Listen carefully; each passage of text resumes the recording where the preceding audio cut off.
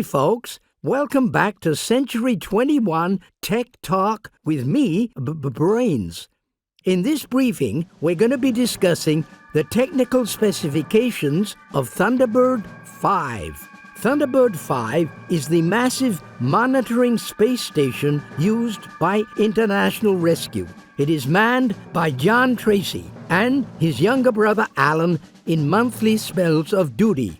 John is the middle child of the Tracy brothers and studied astrocommunications at Harvard University. He was also the first of the Tracy brothers to qualify as an astronaut and has always been fascinated by outer space and the universe we live in.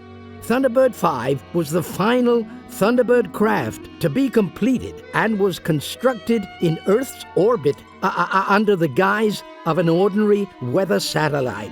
Once the regular construction crews completed their work and returned to Earth, the Tracy family took over, modifying the satellite with sophisticated electronics, receivers, and transmitters of every variety imaginable. At a colossal 400 feet in length, Thunderbird 5 dwarfs the other craft in the fleet, even the mighty Thunderbird 3, but then it's got to support a lone crewman for a month at a time and have plenty of room for other personnel when repairs are required.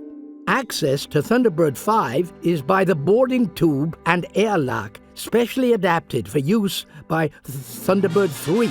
Although in emergency situations, the airlock can be accessed by any craft with a universal docking collar. I once researched the notion of adding a space elevator to Thunderbird 5, but the engineering problems of such a system outweighed any potential gains. So that particular project is on hold, at least for now.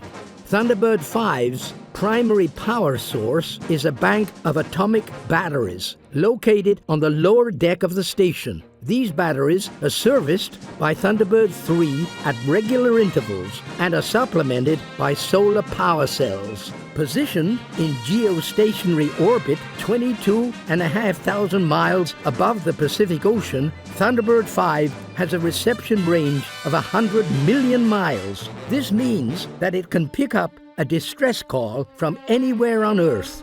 A network of 6 smaller satellites bounce signals from other parts of the globe to the main receiver on Thunderbird 5. The sophisticated electronic filters used in the craft's automatic receiver unit are programmed to detect words like help and disaster in any language. When a suspected distress call is received, it is routed to the audio transmitter in the main monitoring control room so that John can decide whether further action needs to be taken. Of course, John may not be in the monitoring room when the call comes through, so it is also relayed to other key locations within Thunderbird 5.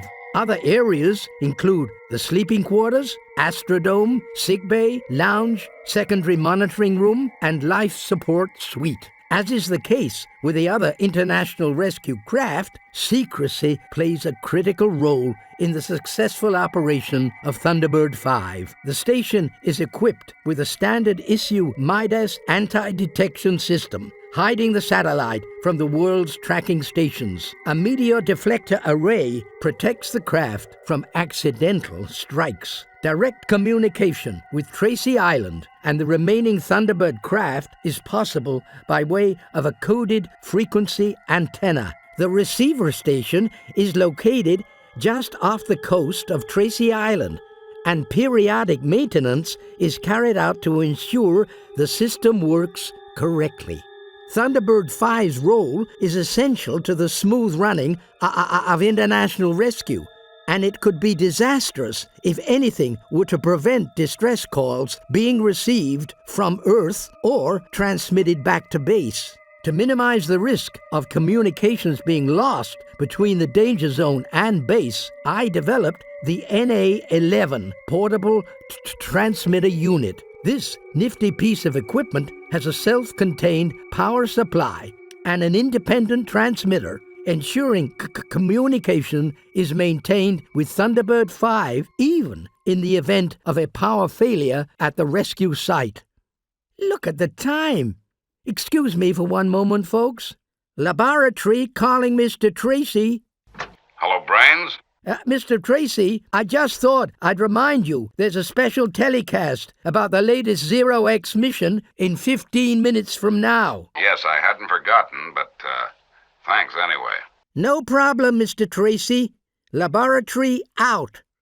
Well, folks, that brings us to the end of this particular series of briefings. But I hope to have the privilege of speaking with you again soon. So from me and everyone here at International Rescue, thank you very much for your attention. Goodbye.